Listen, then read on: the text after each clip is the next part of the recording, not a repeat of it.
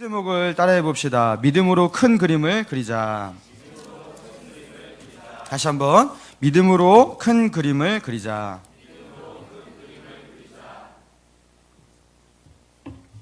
믿음으로 큰 그림을 그리자라는 제목 가지고 고린도전서 12장의 말씀으로 같이 은혜를 나누기 원합니다. 지난밤에 혹시 월드컵 축구 경기를 보시고 나서 지금 쾌행한 눈으로 혹시 설교를 듣는 분이 계시다면 정신을 번쩍 차리시고 우리 하나님 말씀을 보셨으면 좋겠습니다. 자, 남해안에 있는 유명한 도시죠. 인구 27만의 도시 순천을 고향으로 두고 계신 분도 우리 목감신일교회에 있다고 들었던 것 같아요. 여러분, 순천이라는 도시가 사실 전에 변변한 기업도 없고 또 산업시설도 하나도 없고 사실 관광지로도 유명하지 않은 도시였습니다. 인근의 여수는 항만도시로 유명하고 광양은 공업도시로 유명합니다. 그런데 순천은 내세울 만한 게 없었어요. 알다시피 갯벌이 그 바다를 콱 가로막고 있어서 뭘 해도 답이 나오지 않는 그런 도시였다고 합니다. 그런데 새로운 순천시장이 부임해갖고 순천시를 어떻게 발전시킬 수 있을까 고민을 하는데 이놈의 갯벌 때문에 뭘 할 수가 없는 거예요. 배를 들여와갖고 부두를 만들려고 해도 갯벌이 이렇게 막고 있으니까 산업시설을 이렇게 키울 수도 없고 항만을 만들 수도 없고 갯벌 때문에 바다가 깔끔하지도 않아요. 그래서 이거를 그 당시에는 관광지원으로 삼을 수 있다는 생각조차 하지도 못했어요. 그러던 어느 날이었는데 한숨을 푹푹 쉬면서 그 당시에 구글어스라고 이렇게 위성지도가 처음으로 등장한 때였는데 구글어스로 이렇게 순천시를 내려다보았다고 합니다. 그런데 이 순천의 모양이 마치 그 항아리와 같은 모양으로 이렇게 갯벌이 크게 있는데 이놈의 갯벌 때문에 순천은 망해가는구나 하면서 이놈의 갯벌 하면서 한숨을 푹푹 쉬고 있었는데 그 항아리의 모양의 이 갯벌이 어느 순간 좀 아름다워 보이는 거예요. 그래서 혹시 이 순천의 순천다움은 이 갯벌에서 발견될 수 있는 게 아닐까 하면서 다른 생각을 하기 시작했어요. 이 갯벌이 오히려 순천의 매력일 수 있지 않을까. 그러면서 그때부터 그 전에는 이 갯벌 습지를 없애기 위해서 날마다 노력을 했는데 반대로 습지를 더 넓혀가고 습지를 확장하고 습지를 육성하기 위해서 반대로 전봇대를 뽑고 건물들을 철거하고 개발을 제한하고 오염된 물이 습지를 흘러들지 않도록 그렇게 했어요. 그러니까 갑자기 습지가 살아나기 시작하는데 습지에서 전에 없었던 미생물들이 막 살아나기 시작하면서 생태계가 조성되니까요. 어떤 일이 일어났어요? 철새들이 그동안 날아오지 않은 철새들이 먹이가 많으니까 거기로 막 날아들기 시작했어요. 그러니까 그 습지가 살아나니까 철새들이 막 오는데 철새가 와갖고 철새가 막 이렇게 날아오를 때 그 장관 있지 않습니까? 장관이 펼쳐지잖아요. 그러니까 그거를 사진 촬영한다고 서울에서 이딴만한 카메라를 들고 카메라맨들이 그 순천으로 막 날아들기 시작했어요.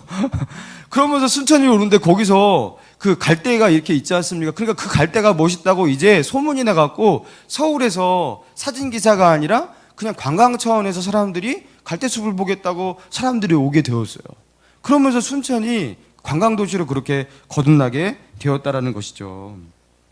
여러분, 순천시 그 바닥에서 순천을 볼 때에는 답이 없었지만 인공위성에서 내려다본 그 순천, 그 큰 그림 속에서 내려다본 그 순천 속에서 이 갯벌이라는 것이 이게 순천의 복일 수도 있다. 다른 시각으로 보이게 되었다라는 것입니다. 여러분, 큰 그림 속에서 본다라는 것, 멀리서 큰 그림을 그리면서 본다라는 것 매우 중요한 거예요. 사랑하는 성도 여러분, 신앙생활도 그런 거예요. 믿음으로 큰 그림을 그리셔야 돼요. 어떤 분들은 사명이라는 것을 정의할 때 사명을 내가 하고 싶은 것을 하면 사명이라고 생각하시는 분들이 있어요. 내가 이거를 하고 싶어. 그리고 그걸 열심히 하면 돼.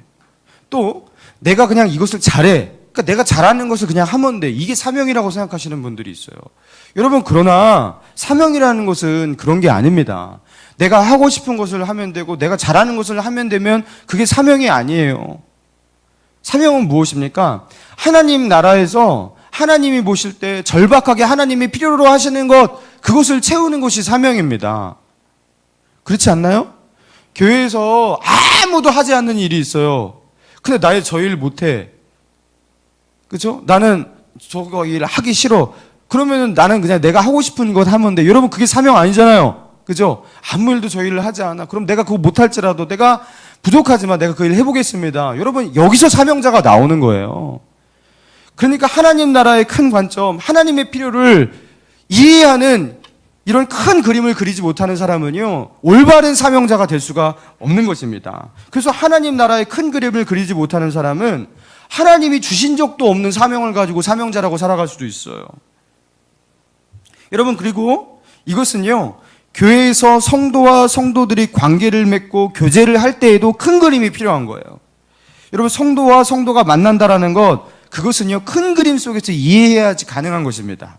하나님이 우리를 왜 만나게 하셨을까? 그리고 우리를 왜 만나서 공동체를 이루게 하시고 우리를 서로 교제케 하신 이유가 무엇일까? 여러분, 그것에 대한 답을요, 하나님이 주신 이 말씀 속에서 이 큰 그림이 있다라는 거예요. 여러분, 그 속에서 이해해야지, 그래서 우리를 만나게 하셨구나. 그래서 우리가 성도의 교제를 나눈 것이구나. 올바로 이해하고 우리가 올바른 성도의 교제로 나아갈 수가 있다라는 거예요. 그래서 다시 한번 따라해 봅시다. 믿음으로 큰 그림을 그리자. 자, 오늘 본문 12장 12절의 말씀, 그리고 13절의 말씀, 우리 12절 13절 같이 한번 읽어보겠습니다. 시작. 하나인데 많은 지체가 있고 몸의 지체가 많으나 한 몸인과 같이 그리스도도 그러하니라. 우리가 유대인이나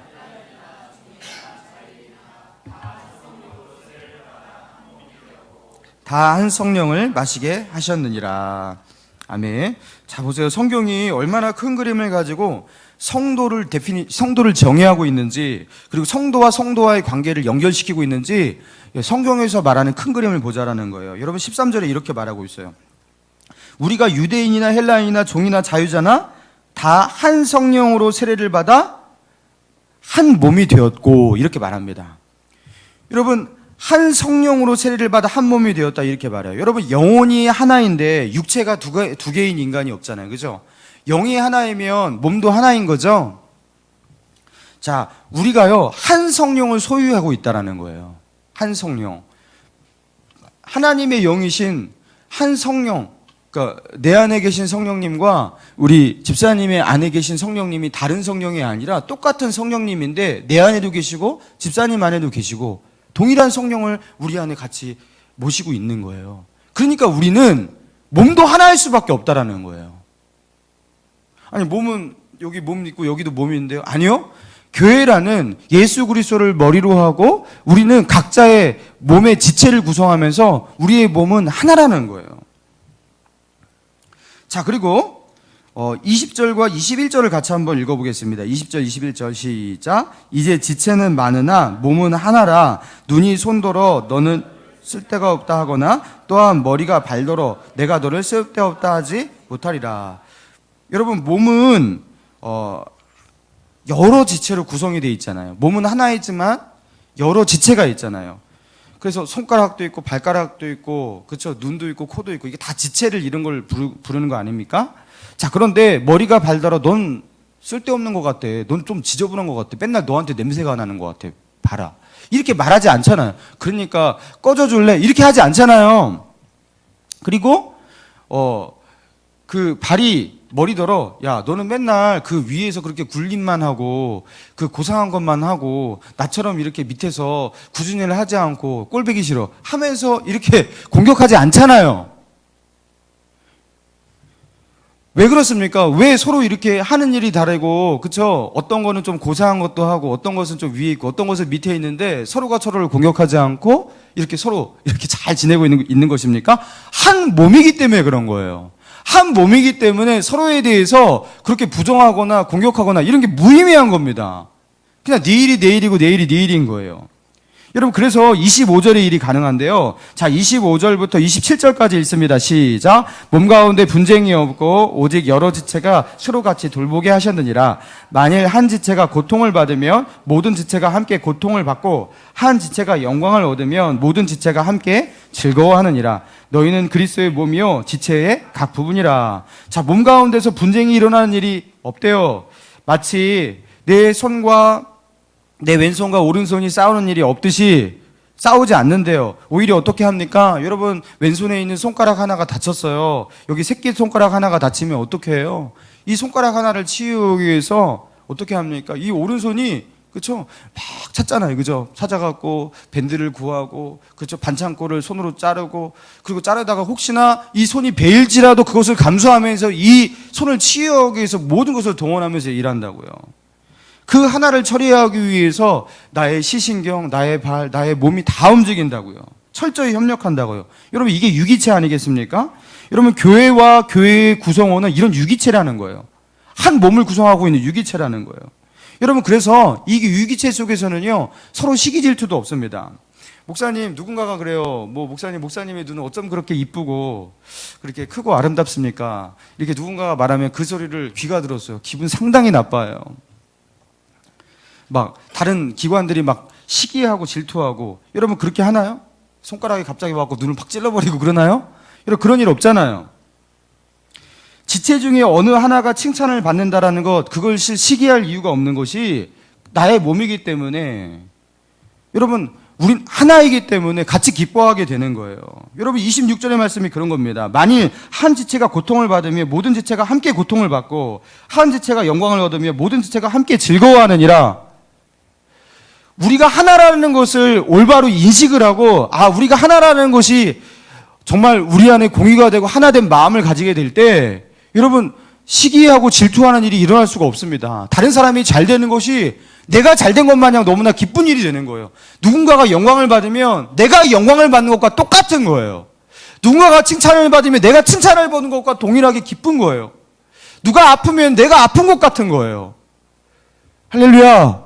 여러분, 이게 올바른 그 성경적인 그 성도의 그 지체 의식을 가지고 있으면 이런 일이 벌어진다라는 거예요. 그러면서 이 본문을 축약해서 요약하자면, 이 본문의 말씀을 통해서 하나님은 우리에게 묻고 있는 겁니다. 너는 너를 누구라고 생각하느냐? 너는 너를 어떻게 정의하고 있느냐? 세상 사람들이 나에 대한 개념을 어떻게 하고 있어요? 나는 나야. 터치하지 마. 그리고 나는 나의 이익과 나의 행복을 위해서만 살아 하면서 철저히 나와 남을 구분하면서 이익과 그런 경쟁의식 속에서 그렇게 살아가듯이, 그걸 개체라고 합니다. 개체는 개체의 생존을 위해서만 움직이게 돼 있어요. 이렇게 개체의식을 가지고서 살아가듯이, 그렇게 세상 사람과 똑같이 살아가는 그 세상 사람들이 너희는 아니라는 거예요. 너희는 개체가 아니라 지체다, 이렇게 말하고 있는 거예요. 지체다. 따라해 봅시다. 개체가 아니라 지체다. 여러분, 지체는 혼자서의 생존이 무의미합니다. 그리고 혼자만의 행복도 무의미합니다. 손가락 하나 잘 살아보겠다고 뚝 떨어져 나갔어요. 무의미한 거예요. 아무 의미 없는 게, 행복하지도 않아요. 손가락은 지체로서 몸에 붙어 있어서 그 몸에 이바지하면서 같이 있을 때, 그때 자기의 의미가 있고 행복한 거예요. 여러분, 하나님도 그렇게 생각하신다라는 거죠.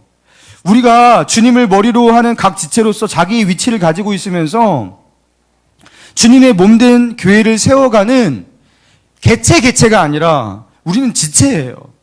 내가 누구인지 지체라는 의식 속에서, 큰 그림 속에서 이렇게 파악하지 않잖아요? 그러면 세상 사람들이 하는 어떤 똑같은 모습 가지고 교회에서도 똑같이 그렇게 살아갈 수가 있다라는 거예요. 여러분, 오늘날 교회들이 범하고 있으면서 헤어나오지 못하는 자승자박의 오류가 바로 이런 것입니다. 여러분, 교회가 무엇인가? 여러분, 교회가 뭡니까? 교회가 무언가에 대한 큰 그림을 그리지 못하는 경우가 참 많아요. 여러분, 하나님이 보실 때 교회가 뭐겠어요? 교회는 목감 신일교회가 교회인가요?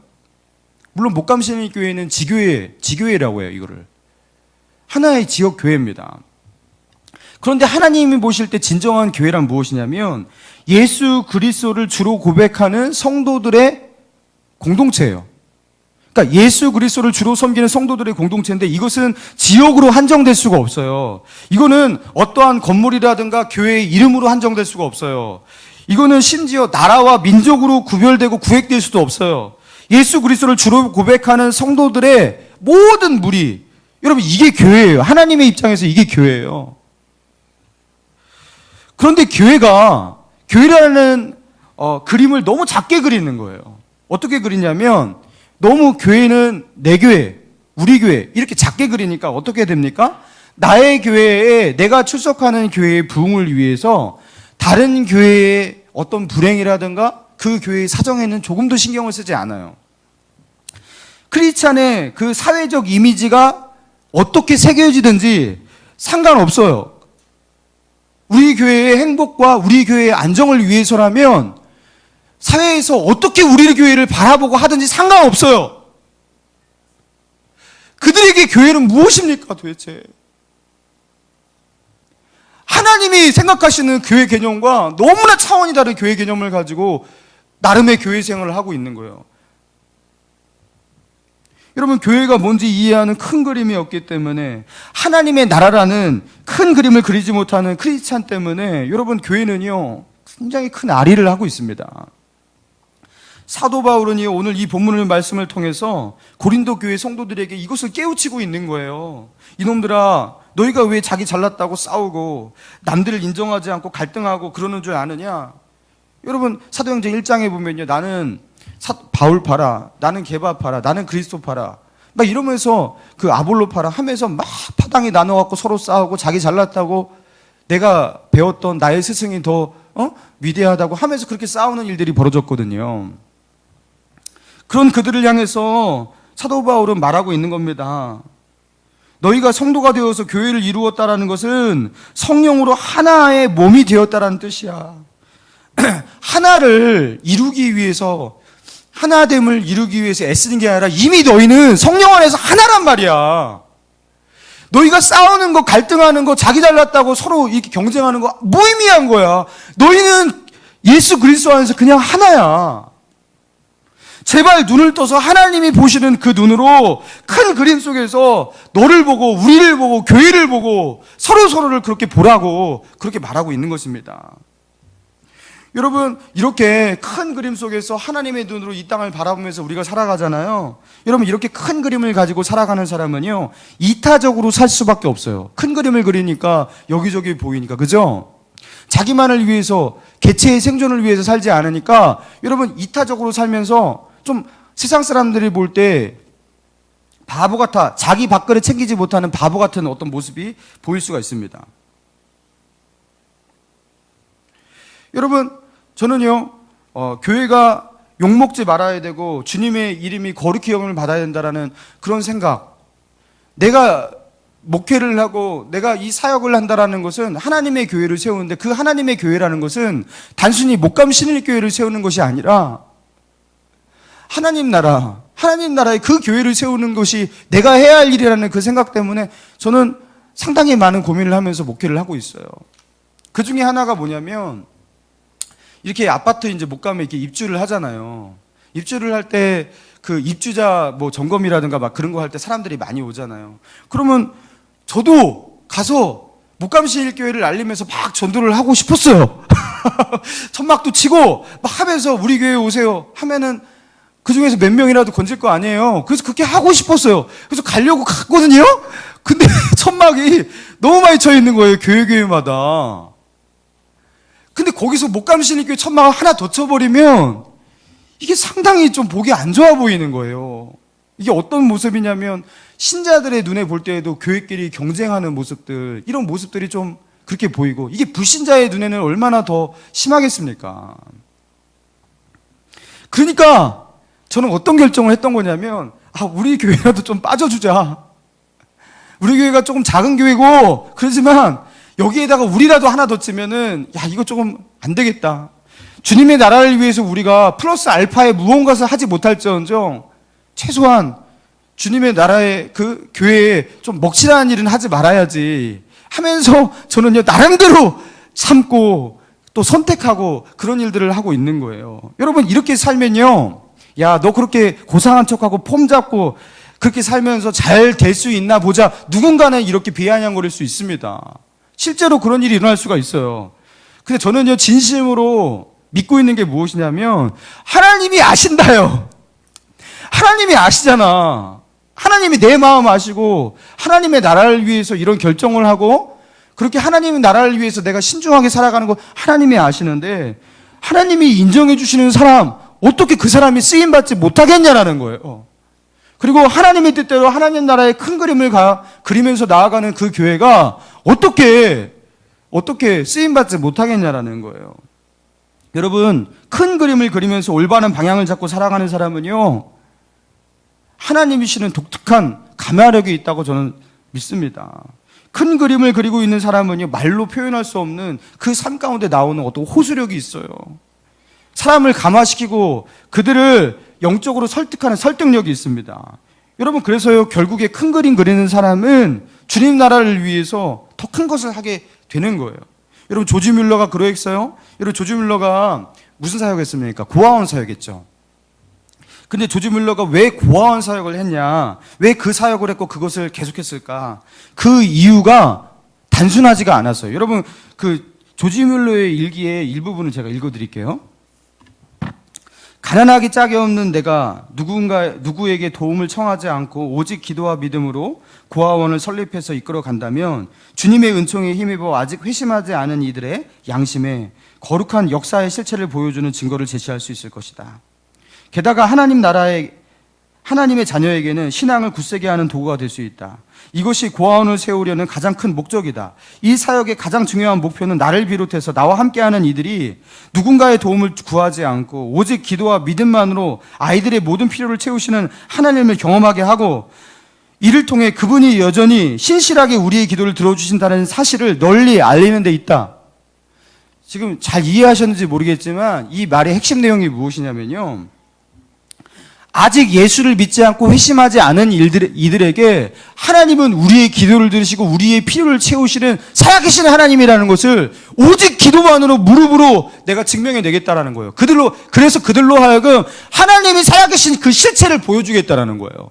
그리고 믿음을 가진 이들에게는 기도에 응답하시는 하나님을 보여줌으로 말미암아 그들의 믿음을 강하게 하는 일을 내가 하고 싶다라는 거예요. 그러니까 조지 밀러는 단순히 고아들이 불쌍하니까 고아들을 돌본 게 아니에요. 단순히 나는 아이들을 사랑해, 단순히 이 정도의 생각을 가지고 고아원 사역을 한 게 아니라 하나님의 나라를 위해서, 그리고 주님을 믿지 않은 저 불신자들을 위해서, 그리고 주님을 믿지만 믿음이 없는 자들을 위해서 내가 이 고아원 사역을 하면서 기도로 하면서 무릎으로 하면서 하나님이 살아계신 것을 그들에게 보여주는 실체가 되고 역사를 만들고 싶다. 이런 큰 그림을 그리면서 고아원 사역을 했다라는 거예요. 여러분, 얼마나 많은 사람들이 조지 뮬러를 통해서 감화를 받고 그에게 영향을 받아서 기도의 자리에 나가고 예수를 믿게 되었습니까? 여러분, 큰 그림을 그리면요, 이런 역사가 있는 거예요. 여러분, 오늘날 크리스찬들이 서로에게 도전이 되지 못하고 귀감이 되지 못하는 이유는 다른 것이 아니라 이런 거예요. 너도 나도 작은 그림만 그리면서 신앙생활 합니다. 여러분, 큰 그림을 그려보자는 거예요. 온 우주, 이 지구상에 가득한 하나님의 나라라는 큰 그림을 그리면서 우리가 달려가 보자라는 거예요. 여러분, 이어령 씨가 향나무라는 제목의 시를 지었는데요, 그 시가 참 좋아요. 다 읽어드리기에 너무 길어서 끝에 이런 부분이 있습니다. 향나무라는 시의 끝부분입니다. 죽도록 온 존재로 사랑하라 하네. 우리가 세상에 온 이유는 사랑하기 위함이므로 향나무는 자기를 찍는 도끼에도 향을 묻힙니다. 제가 이 말이 참 은혜가 되었어요. 향나무는 자기를 찍는 도끼에도 향을 묻힙니다. 향나무는 자기를 찍는 도끼에도 향을 묻힙니다. 여러분, 이거 되게 멋있는 말 아닙니까? 향나무를 찍기 위해서 도끼가 향나무에 옆구리를 쾅쾅 쳐요. 근데 그 향나무가 자기를 찍는 그 도끼에도, 향나무는 향나무잖아요. 향이 나는 향나무잖아요. 그러니까 그 자기를 찍는 도끼에조차도 그 향을 묻히는 게 향나무라는 거예요. 여러분, 혹시 주님의 일 하면서 또 크리스찬으로 이 땅 가운데 살아가면서 너무나 아프고 힘들고 고난을 당하시는 분이 있으십니까? 그리고 나는 주님을 위해서 이런 일을 한다고 하고 내가 크리스찬으로서 믿음으로 산다고 하는데 나는 왜 이렇게 고통을 당해야 되고 사회에서 이렇게 외로워야 되고 그리고 누군가로부터 이런 핍박을 당해야 되고 왜 이런 일이 있어야 할까? 여러분, 그게 슬펐던 분이 있습니까? 여러분, 우리가 왜 도끼를 당했는지 이해해 보자라는 거예요. 큰 그림을 그리면서 향나무는 자기를 찍는 도끼에도 향을 묻힌다라는 거예요. 여러분, 그리스도인을 누군가가 찍잖아요. 그리스도인을 향해서 누군가가 찌르잖아요. 그러면은 그리스도인에게는요, 그리스도인을 찌르는 자들에게도 그리스도의 향기를 묻히게 되는 거예요. 누군가가 우리를 공격하잖아요. 우리를 비난하잖아요. 그리고 우리를 못 살게 굴잖아요. 그러면 그 사람은 뭘 보게 됩니까? 그리스도인의 성질머리를 보게 됩니까? 으아씨! 못 참아! 이런 걸 보게 됩니까? 아, 그리스도인은 좀 다르잖아. 아니, 내가 저렇게 하는데 저 사람은 왜 저렇게 나오지? 하면서 그리스도인의 향기를 거기에도 묻히게 되게 돼 있어요. 여러분, 예수 그리스도의 십자가 사랑이 언제 우리에게 강력하게 나타났습니까? 세계의 못이 예수님의 손과 발에, 그쵸? 찌르고 파고들 때, 그분의 옆구리에 창이 파고들 때, 그때 예수님의 그 절절한 사랑이 우리에게 전달된 거 아니겠어요? 마찬가지인 거예요. 우리가 이 땅에서 당하는, 믿음으로 당하는 아픔이 있고 상처가 있고, 그죠? 고난이 있고 슬픔이 있고, 그것이 있다면 여러분, 그것을 통해서 예수님의 사랑이 드러낼 수 있는 기회인 거예요. 내가 누군가를 통해서 아픔을 당하면서, 여러분, 그때 이 그리스도인의 용서가 무엇인지, 우리가 받은 은혜가 얼마나 큰지, 그것을 세상 가운데 드러낼 수 있는 기회인 것입니다. 여러분, 그래서 우리는요, 죽을 때까지 아플 거예요. 그리고 아파야 합니다. 그래야지 주님의 그 사랑을, 그죠? 묻힐 수 있고, 그 주님의 향기를 드러낼 수 있기 때문입니다. 여러분, 그래서요, 주님의 일 하다가 많이 아프세요. 아프셔요. 아플 수밖에 없어요. 괜찮습니다. 교회 안에도요, 상처받는 일 당연히 생겨야 됩니다. 여러분, 그런 일 생기면서 계속 그 상처와 아픔 가운데 있지 마시고 오뚜기처럼 다시 일어나세요. 상처는 치유되거든요. 치유하시면 돼요. 여러분, 예수님도 가룟 유다에게 배신을 당하고, 그렇죠? 3년 동안 먹고 자고, 그렇죠? 하면서 그렇게 키웠던 그 가룟 유다가 예수님의 그 등에 칼 꽂은 거 아니겠어요?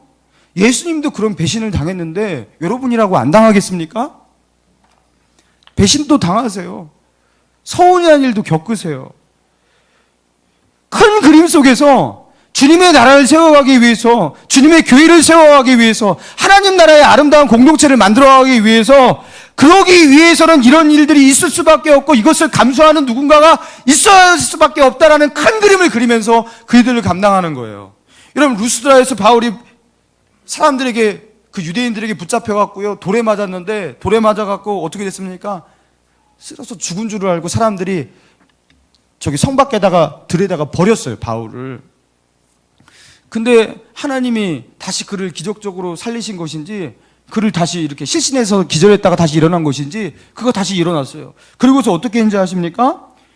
바울이 어떻게 했냐면, 자기를 돌로 쳐서 자기를 죽이려고 했던 그 루스드라 있잖아요, 이고니온 있잖아요, 거기로 다시 들어갑니다. 그리고 거기서 뭐 하냐면 또 복음 전해요. 여러분, 자기를 돌로 치고 자기를 죽이려 하는 사람들을 향해서 다시 나아가서 복음을 전한다. 여러분, 이게 말이 쉽지, 이거 굉장히 어려운 일이에요. 여러분, 바울이 로봇이라서 상처를 안 받는 사람입니까? 그는 자기를 이렇게 핍박하고 박해하는 사람들을 미워할 줄도 모르는 그 감정이 없는 사람이라서 이런 거예요? 여러분, 아니에요. 바울이라고 그것을 느끼지 않는 게 아니에요.